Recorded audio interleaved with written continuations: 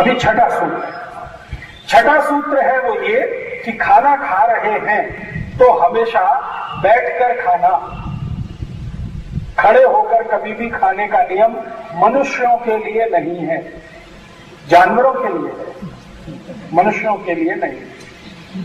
क्यों है जानवरों के लिए और क्यों नहीं है मनुष्यों के लिए? जानवर 4 पायों पर चलते हैं, उनका जो सेंटर ऑफ ग्रेविटी है, गुरुत्व केंद्र शरीर का, वो मनुष्य से भिन्न है, क्योंकि मनुष्य 2 पायों पर चलता है। तो मनुष्य का जो गुरुत्व केंद्र है और पशुओं का जो गुरुत्व केंद्र है, दोनों अलग हैं। वो 4 पाए हैं, हम 2 पाए। तो खड़े होकर खाने के लिए पशुओं को अनुमति है, मनुष्य को नहीं है। मनुष्य को बैठकर ही खाना चाहिए, अर्थात बफे सिस्टम, बफेलो सिस्टम है। बफेलो माने मछली खाती है खड़े होकर, मनुष्य को नहीं। तो आप बोलेंगे हम कहीं शादी में गए हैं, अब व्यवस्था वहां ऐसी है कि खड़े होकर ही खाना पड़ता है, तो क्या करें? तो भी आपको मेरी विनती है कि आप जहां भी शादी में गए हैं, लग्न प्रसंग में गए हैं या किसी भी प्रसंग में गए और वहां बुफे सिस्टम का खाना है, तो आप अपनी प्लेट में खाना ले लीजिए और कहीं बैठकर खाइए, बैठकर खाइए। खड़े होकर खाना बहुत ही तकलीफ का काम। अब वो क्या तकलीफ है वो आपको मैं बता देता हूं। अभी आप बैठे हैं, अभी थोड़ी देर में आप खड़े हो जाएंगे। आपको अंतर महसूस होता है शरीर में, बैठे होने में और खड़े होने में? महसूस होता है ना?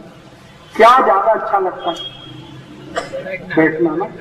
बैठते समय शरीर का गुरुत्व केंद्र बदल जाता है। फिजिक्स की भाषा में अगर मैं कहूं, भौतिक शास्त्र की भाषा में, बैठते ही शरीर का गुरुत्व केंद्र बदल जाता है और खड़े होते ही फिर से गुरुत्व केंद्र बदल जाता है। अब इसका कारण क्या होता है?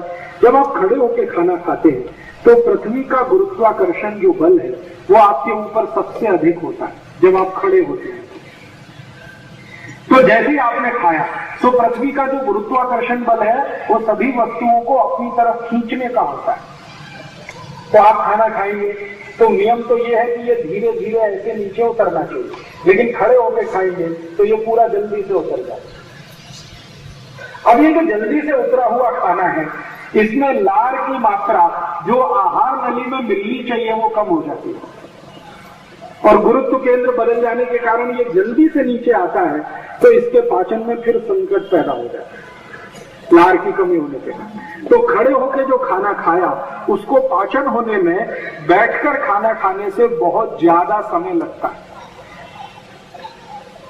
और समय ज्यादा लगता है, शरीर के अंगों को भी तकलीफ ज्यादा होती है पाचन करने। इसलिए आयुर्वेद ने बहुत सख्ती से नियम बनाया है कि जो मनुष्य जाति के लोग हैं उनको बैठकर ही भोजन करना सबसे अच्छा है। अब बैठना भी कैसा? आप तो कहेंगे जी मैं तो कुर्सी पे बैठ के खाता हूं, माने डाइनिंग टेबल भी तो बैठना ही हुआ। डाइनिंग टेबल बैठना नहीं है, बैठना ये है जब आप अभी बैठे हैं, ये बैठना है। आपने जो आसन इस समय लगाया हुआ है इसको सुख आसन कहते हैं। सुख आसन में बैठना ही बैठना होता है, कुर्सी पे बैठने के खाना खाने का नियम नहीं।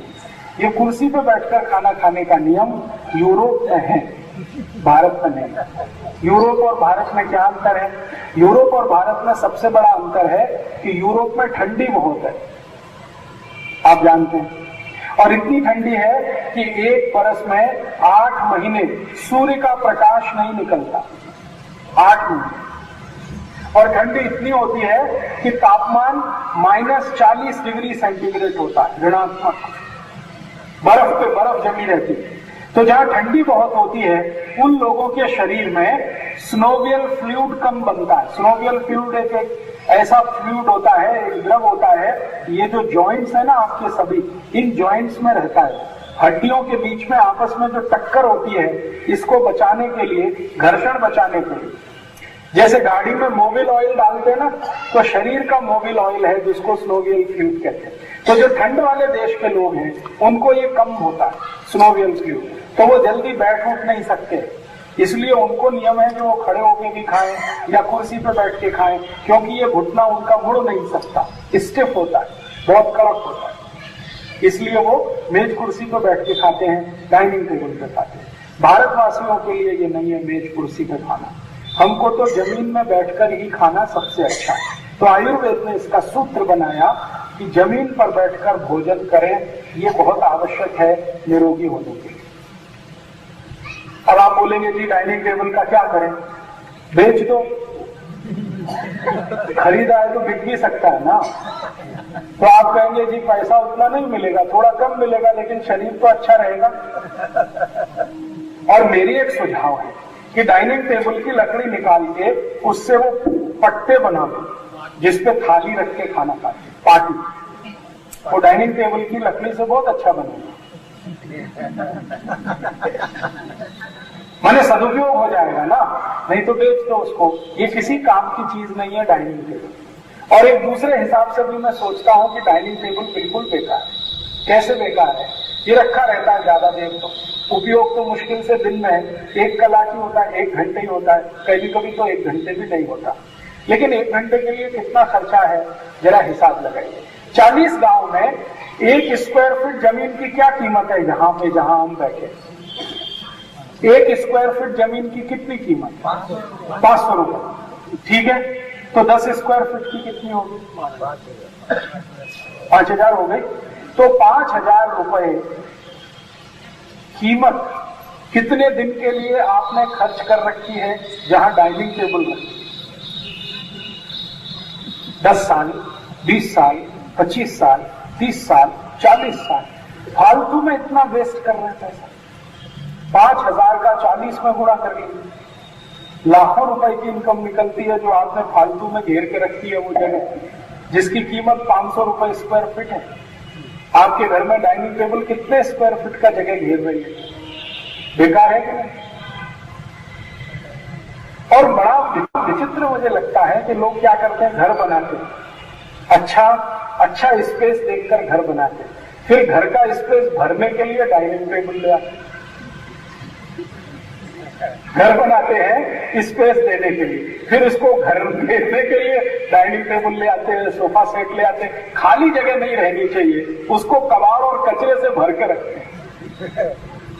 हमसे अच्छे वो गांव के शेतकरी हैं जिनकी अकल बहुत है, वो पता है डाइनिंग टेबल नहीं बनाते कभी, और वो फर्नीचर भी बनाते हैं तो कैसा फर्नीचर बनाते हैं जिसको 5 मिनट में इधर से इधर रिमूव कर सके, हटा सके। चारपाई बनाते हैं, चाहे तो बिछा लिया, चाहे तो उठा के रख दिया तो कितना बड़ा स्पेस मिल गया, और बिछा लिया तो उसका उपयोग हो गया। कितने होशियार अकल वाले लोग हैं, और ये इतने होशियार इसलिए हैं कि वो कभी पढ़ने नहीं जाते। जो पढ़े तो दिमाग खराब होता है। हम सब पढ़े लिखे लोग अपने घर में कूड़ा कचरा कबाड़ भर भर के, सोफा यहाँ लगा दिया, डाइनिंग टेबल यहाँ लगा दिया, निकलने को जगह नहीं है, और उसको पकड़ पकड़ के रखे हुए हैं। कुछ दाम नहीं है उसका, कुछ दम नहीं है उसमें, क्योंकि ये सब बेजान चीजें हैं। इसलिए मेरी तो आपको विनती है, डाइनिंग टेबल हटाइए तो थोड़ी जगह तो खाली मिले घर में, तो इसको सच में निकाल दीजिए। अगर बेचना है तो बेच दीजिए, और खरीदने का सोच रहे हैं तो बिल्कुल मत खरीदिए। तो आप अब ये कहेंगे कि जी हमको तो बैठना ही नहीं होता, घुटने में इतना दर्द होता है इसलिए डाइनिंग टेबल पर बैठते। ये गारंटी मैं आपको देता हूं कि कल के बाद आपके घुटने का दर्द मैं ठीक कर दूंगा। जमीन पर ही बैठ के खाइए, आपके घुटने 15 दिन में इतने अच्छे हो जाएंगे कि बहुत आसानी से आप बैठ पाएंगे। डाइनिंग टेबल की तब भी आपको जरूरत नहीं पड़ेगी।